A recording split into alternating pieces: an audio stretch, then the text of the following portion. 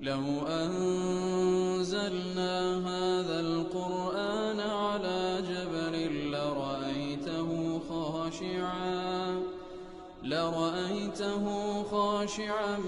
متصدعا من خشية الله وتلك الأمثال نضربها للناس لعلهم يتفكرون. الحمد لله والصلاة والسلام على رسول الله وعلى آله وصحبه ومن والاه. السلام عليكم ورحمة الله. برزان خوش حالم لواني تسولون ولواني كان تفسير القرآن برز بيمو خزمتان بمبستي رزامندي خواي قورة وهوادارم ايوي آزيش سود لور بقرن. أعوذ بالله من الشيطان الرجيم. بسم الله الرحمن الرحيم. قل نهبطوا منها جميعا فإما يأتينكم مني هدى فمن تبع هداي فلا خوف عليهم ولا هم يحزنون. بلي برزان خوي قول سبحانه وتعالى تفرمي قل نهبطوا منها جميعا ديار للواني رابردوش كمك لخزمة أواتي وستين. خوي قول سبحانه وتعالى لدواي أويك لآت كان بيشتر باسي لو حق تكرك خوي قول سبحانه وتعالى كاتك وآدم وحواء صلاة سلامي خوان لسربي لبهجدا خوای گەورە سبحانه وتعالى فەرمانی پێکردن کە لە هەموو دارەکان خۆن تەنها دارش لێ قەدەغەکردن و ئاگاداری کردنەوە لە فێڵەکانی شەیطان، بەڵام لە دوای ئەوەی کەوە شەیطان وەسوەسەی لۆ کردن و هەڵی خەڵەتاندن و سوێندی بە درۆ لۆ خواردن، ئیتر ئەوانش پێی هەڵخەڵەتان لە نەتیجەدا لەو دارەیان خوارد کە لێیان قەدەغە کرابوو. ئیتر خوای گەورە سبحانه وتعالى وەکو لە دوو ئاەت پێشی ئێستا ئەین دەفەرمی وقل نهبطوا بعضكم لبعض عدو، کەواتە خوای گەورە فەرمانی پێکردن لە بەهەشت دابەزن. لێرەش دیسان دەفەرمی قل نهبطوا منها جميعا. جازانان دەفەرمون ئەو دوو فەرمانەی خوای گەورە سبحانه وتعالى واتە لەوێن دەفەرمی دابەزن، لێرەش دەفەرمی دابەزن لە بەهەشتدا. هەندێک دەزانان دەفەرمون ئەو تکرار و دووبارە بوونەوێ تەنها لە بۆ تەکیدە، هەندێکی دەڵێن لە بۆ ئەوەیە کە لە سەرەتا بابن لە فەرمانی یەکەمی ئیهبیطو ئەوەیە کەوا لە بەهەشت بێنە ئاسمانی دنیا، لە فەرمانی دووەم ئیهبیطو ئەوەیە کەوا لە ئاسمانی دنیا بێنە سەر ڕووی زەوی. هەندێک دەڵێن نەخێر ئەو دوو جێگایە لەو دوو ئاەتە کە خوای گەورە تکرار ئەو حەقەتە دەکاتەوە لەبەرەوەی جێگاکانیان و ماناکانیان جیاوازە. لەوێن دەفەرمی دابەزن بعضكم لبعض عدو، واقعی حاڵتان ئەوەیە کەوا هەندێک دەبنە دوژمنی هەندێکتان، طبعا نەوەی ئادەم لەگەڵ نەوەی ئیبلیس و هەروە ئەتباعی ئادەم لە شەریعەتەکەی لەگەڵ ئەتباعی ئیبلیس لە ئینس و لە جین دەبنە دوژمنی یەکتری. بەڵام لە ئیهبیطوی دووەم ئەوەیە کەوا خوای گەورە سبحانه وتعالى کاتێکەوە لە پێشترێ باسی کرد دەبنە دوژمنی یەکتری، خوای گەورە وامان لێ دەگەڕێ نەخێر بەڵکو ڕێنمونیمان دەکا، پێغەمبەران دەنێری عەلەیهیمو الصەلاة وەسەلام و نەتیجەی ئەوەش ئیتیباعی پێغەمبەران چ دەبی و هەروەها ئیتیباع نەکردنیان بە چ سەرنجامێک دەگا. ئیتر ئەوە سەبەبی دووبارە بوونەوەیە. هەندێک لە زانایان ئیشارەتێک کەش دەکەن، دەڵێن کاتێکەوە لە یەکەم ئیهبیطو کاتێک دەفەرمی دابەزن، لە دوای ئەوە دەفەرمیتن ئادەم عەلەیهی الصەلاة وەسەلام چەندین کەلیماتی چەند کەلیمەیەکی وەرگرت لە خوای گەورە سبحانه وتعالى لە دوایەوە پەشیمان بووبەوە، بەڵام نەیدەزانین بە چ شێوەیەک پەشیمان بوونەوە و تەوبەکەی دەرببڕی خوای گەورە فێری کرد. ئیتر ئادەمیش کەلیماتەکانی خوای گەورە بە سینگەش فراوان و بە ڕەزامەندیوە وەریگرت و ئیعترافی بە گوناهی خۆی کرد و خوای گەورەش قبولی کرد سبحانه وتعالى. ئیتر لە دوای ئیهبیطوی یەکەم و قبولبوونی تەوبەی ئادەم خوای گەورە دەفەرمی قل نهبطوا، دەڵێن ئەوە ئیشارەتە لەو هەندێ کەوە نەوەک کەسێک واتێ بگا کە ئادەم عەلەیهی الصەلاة وەسەلام لە دوای ئەوەی کەوا خوای گەورە تەوبەی لێ قبول کرد کەواتە لەوەش عەفوی کرد کەوا نەچتە سەر ڕووی زەوی بەڵکو هەر لە بەهەشت بمێنێتەوە، تاوەکو کەسێک وا تێنەگا خوای گەورە دیسانیش دووبارە دەکات قل نهبطوا. خوای گەورە فەرمانمان کرد کەوا دابەزن. ڕاستە خوای گەورە تەوبەکەی قبول کرد، ڕاستە خوای گەورە تەوبەکەی قبول کرد، بەڵام لە ئاسار و شوێنەواری ئەو کردەوەی کە کردیتی دەبی هەروەری بگریتەوەش ئەوەیە دەبی هەر بستە سەر ڕووی زەوی لە دوای ئەوەی کەوا خوای گەورە تەوبەکەی قبول کردەوە. جا نمونەیەکی جوانیش دەینەوە، دەڵێن دوو حاڵەتەیە کاتێکەوە کەسێک باڵێن خەتەیەک دەکا، کەسێکەوە گوناهێک دەکا، کەسێکەوە سەرپێچیەک ئەنجام دەداتن بەڵێ عەفوی دەکەی لە ئەو عقوبەی کەوا دەربارەی ئەو سەرپێچیەی دانرا بوو، بەڵام کە عەفوی دەکەی معنایەوە نییە کەوا ئاسار و شوێنەواری ئەو شتەی کەوا ڕوویدایە ئەویش هەر ئەو هەلەی خۆشبی و لەسەری عەبڕبی نەخێر. لە بۆ نمونە دەڵێن کاتێکەوە منداڵێک جێگایەک پیس دەکا، شتێکی لێ با بڵێن دەڕژێنی شتێ ئەو جێگایە پیس دەکاتن بە هەر هۆکارێک و بە هەر شێوازێک بی، کاتێکەوە داوای ئیعتیزارت لێ دەکات، داوا دەکات کەوا لێی ببووری عقوبەی نەدەی، بەڵێ قبولی دەکەی عقوبەی نادەی، بەڵام پێی دەڵێ بە شەرتێک دەبی ئەو جێگای خاوێن بکەیەوە،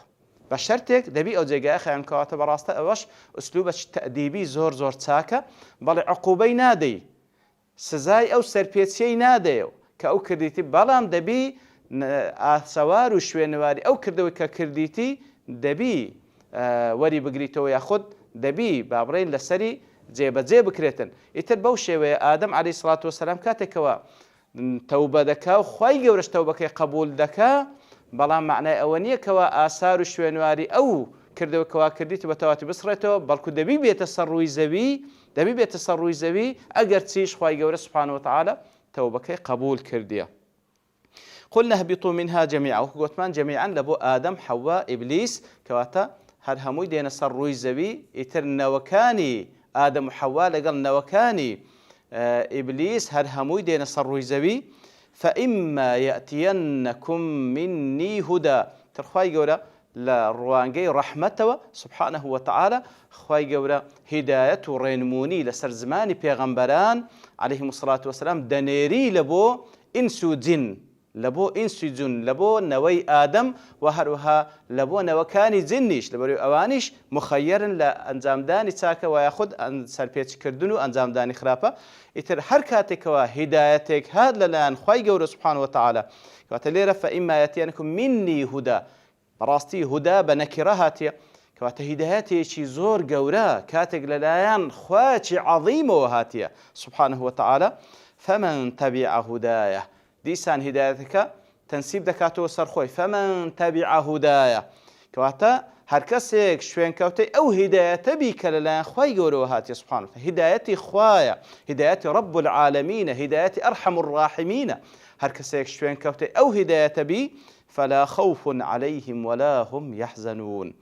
هیچ ترسیان لەسەر نییە و هیچ خەفەتیش ناخۆن. دیارە خەوف ئەوەیە وەکو لە وانە ڕابردووش ئشارەتمان پێدا، واتە کەسێک ترسی لە داهاتوو هەبی، حوزنیش خەفەت لە ڕابردوو بخوا. کەسی ئیماندار ئەوەی کەوا بە تەواوەتی شوێنکەوتەی هیدایەتی خوای گەورەیە سبحانه وتعالى بە تەواوەتی لە قەدەر ئیتیباعەکەی نەخەوفی هەیە و نەحوزنیشی هەیە، نەترسی هەیە نەخەفەت دەخوا، نەترسی هەیە نەخەفەت دەخوا. ئەوە وەکو زانان دەفەرمون بە مطلقی لێردا باسکرا، ئایا لە دنیا و لە قیامەت کە بە مطلقی هاتیە یاخود تەنها لە قیامەتاوە؟ دیارە زۆرترین ڕێی عولەما ئەوەی کەوە لەبەر ئەوەی لە ئاەتەکەی دواتر باز لە کەسانێک کافر دەکا کەوە عاقبەتیان لە ئاخرەت ئەوەیە کەوا دەبنە یارانی جەهەنەم، لێ ئەوە بەڵگەیە لەسەر ئەوەی واتە ئەوەی تریش واتە لە بابی مقابلە کەسانێکی کافر کە یارانی جەهەنەمن، بەڵام کەسانێکی ئیماندار کەوا شوێنکەوتەی هیدایەتی خوای گەورەیان کردێ لە دنیادا، لە قیامەتدا لە دوای مردندا نەترسی سزایان لەسرە بە ئاگری جەهەنەم خوا پەناواندا، نەخەم و خەفەتیش لەو دنیای دەخۆن کە بەجییان هێشتە، لەبەرەوەی وەکو خوای گەورە سوبحانەهو وتەعالە لە چەندین جێگا کە باز لە ئەهلی بەهەشت دەکا، یەک لەو شتانەی یەک لەو جێگانە خوای گەورە سوبحانەهو وتەعالە ئەوان بە وەکو ناز و نیعمەتێکی خوای گەورە دەژێڕنەوە ئەهلی بەهەشت دەڵێن الحەمد لله الذي أذهب عنا الحزن، کەواتە الحەمدولله ئەو حەزان و ئەو ناخۆشیانی کەوا لە دنیادا هەبوو خوای گەورە هیچی نەهێشت کاتێکەوە دەستنە بەهەشت. دیارە هەرواشە بەو شێوەیە وەکو لە ئیمامی ئەحمەد دەپرسن ڕەحمەتی خوای لێبی مەتە الراحە، کەنجین ئیسراحەت دەکەین بە تایبەتی کەسی ئیماندار؟ ئەویش لە وەڵامدا دەفەرمێ عند ئەوەل قەدەم تەضعها في الجنة، کاتێکەوە یەکەم پێت داوێ ناو بەهەشت کەواتە لەو حاڵەتەی ئیسراحەت دەکەی. ئەگەرنا لە دنیاشدا بەڕاستی ئیماندار تووشی ئێش و ئازار دەبیتەوە، پێغەمبەران عەلەیهیمو الصلاة والسلام تووشی ئێش و ئازار بووینەوە، وەکو دەفەرمی ئەشەد الناس بەلاء الأنبیاء ثم الأمثل فالأمثل، کەواتە پێغەمبەران عەلەیهیمو سڵات وەسەلام لە هەموو کەسێک بەبەدا موسیبەتترن ئەو جا دوایە لە دوای ئێوان بە مەرتەبە دێتن لە قەدەر ئیمانەکانی یوبتەلە الرەجوڵ عەلا حەسەبی دینی کەواتە بەڕاستی دنیا جێگای عەمەلە جێگای ئیسراحەت نییە وەکو پێغەمبەری صلی الله علیه وسلم لا ڕاحەتە فی الدنیا ئیتر لا خەوف عنهم ولا هم یحزنون ئەوە لە بەهەشتە بەڕاستی ئەوە لە قیامەتە بەنسبەت ئیمانداران لا خەوف عەلەیهیم لە داهاتویان ولا هم یحزنون و دیارە لە دنیاشدا بەڕاستی ئینسان دوعا دەکا و لە خوای گەورە دەپاڕێتەوە کەوا خوای گەورە ئەو ئیمانەی پێ ببەخشی کەوا فعلەن نە لە داهاتوو بترسێ کە خۆی تەسلیمی خوای گەورە کردێ و ڕازیە بە قەدەرەکانی خوای گەورە نەخەفەتش لە ڕابردوو بخوا و یەک لەو شتانش کەوا پێغەمبەر صلی الله عليه وسلم دوعای دەکرد و دەپاڕاوە اللهم إني أعوذ بك من الهم والحزن هم و حەزن هەم دیارە ئەوەیە کەوا خەم لە داهاتوو بخۆی داخوا چڕوودا و چڕوونادا واتە ترس و هەروەها لە حزن و حەزەنیش ئەوەی کەوا لە ڕابردوو ئەوەی کە ڕوویدا خەفەتی لێ بخۆی ئیتر بەڕاستی ئەوە یەک لەو داواکاریانەی مسلمانانەکەوا پێویستە لەخوا بپاڕێنەوە لە دنیایش ئەو ئیمانیان پێ ببەخشی ترسیان لە داهاتووی دنیایان نەبی و هەروەها خەفەتیش لە ڕابردوویان نەخۆن ئیتر وەکو عەبدوڕەحمان بن ناسر سەعیدی دەڵێ کاتێکەوە لێرەدا خوای گەورە سوبحانەهو وتەعالە باز لە ئیمانداران دەکا ئەوانەی کەوا ئیتیباعی هیدایەتی خوای گەورە دەکەن ئەوە نەترسیان لەسرە نە خەفەتش لە ڕابردوو دەخۆن لە سوورەتی طاها دەفەرمی فمن اتبع هداي فلا يضل ولا يشقى لەوێن دەرێش دەفەرمی هەر کەسێک ئیتیباعی هیدایەتی خوای گەورەی کرد ئەوە فلا يضل نەگومڕا دەبی ولا يشقى نەتووشی بەدبەختیش دەبی لە ئاخرەت نەتووشی بەدبەختیش دەبی لە ئاخرەت کەواتە ئیتر دەفەرمی ئیتیباعکردنی هیدایەتی خوای گەورە ئەو چار بەرووبوومەی هەیە ئەو دوای لێرە باز دەکە ئەو دوای لە سوورەتی طاها باز دەکا کەواتە فلا خوف عليهم ولا هم يحزنون عكسي أو دوشتتيا أمن أمانة كواتا أوانيك والذين آمنوا ولم يلبسوا إيمانهم بظلم أولئك لهم الأمن وهم مهتدون لا سورة الأنعام دا فرمي أوانيك بوشي ويك إيمانيا بوحدانية خواي قوله ولسر عقيدة توحيد يكتا برستن أوانا براستي أولئك لهم الأمن أوانا أمن أمانيا بيدا بخشري بمطلقي لدنيا ولقيامت هل أوانش المهتدين كواتا أوي اتباع هداية بك خوف وحزن المقابل ده أمن أماني هي أو أمن أماني كواهمو بشريات بدواي دا قرأ تنهى لهدايته لعقيدة توحيد هي براستي وهروها لمقابل أوش كوالا سورة طه فلا يضل ولا يشقى كواتا قمران نابي بركو لسر هدايته بدبخد نابي بركو لسر سعادته بختورية كواتا أواني كوا اتباع هداية خواي قوردكن خواي قور سبحانه وتعالى خوف وحزن وهروها ضلالة شقاء لو أنا نفي دكاته مقابل كان لبو إثبات دكا أمن أمانيا هي مهتدين وهروها بختور السعادة شانية ديار أوا هركسيق لقدر ورقرتني هداية خواي قور سبحانه وتعالى أوشتانا بديدين وأوشتانا خوشانش ليلا دكوي لمقابل ده والذين كفروا وكذبوا بآياتنا أولئك أصحاب النار هم فيها خالدون لمقابل إيمان داران كاتباع هداية خواي قوريان كردية كسانشي كافر هنا والذين كفروا وكذبوا بآياتنا وانك وكفريان كردية وهروا آتكاني خواي قوريان بدروزانية ديار آيات خواي قور آياته آيات قرآني أو آتاني كوا إما لخزمتي داين أو آتانا أوش دقريته أو آتاني كوا لكون بون وردا هي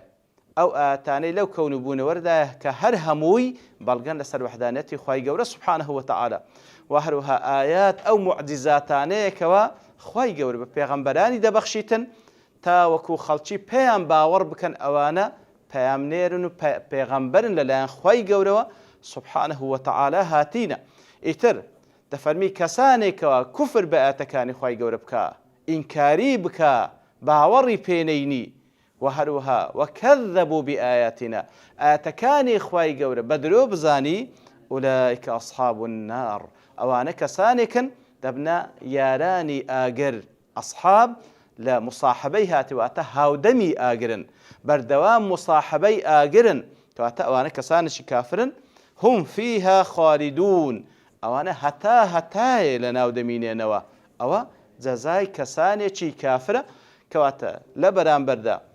ئەگەر کەسانێکی ئیماندار بستن ناو جەهەنەمیش لە قەدەر گوناه و تاوانەکانیان بەڵام لەسەر عەقیدەی تەوحید ژیابن و مردبن ئەوان هەتا نامینێنەوە وەکو لە فەرمودەی پێغەمبەر صلی الله علیه و سلم ئیشارەتی پێکرا بەڵام لەبەر تەوابوونی کات لێردا دەوەستین و هەندێک تەفاسیلی دیکە هەیە لێرە بە پشتوانی خوای گەورە لەوانەی داهاتوو دەین باسی دەکەین وصلى الله وسلم على نبينا محمد وعلى آله وصحبه أجمعين وآخر دعوانا أن الحمد لله رب العالمين. أنزلنا هذا القرآن على جبل لرأيته خاشعا متصدعا من خشية الله وتلك الأمثال نضربها للناس لعلهم يتفكرون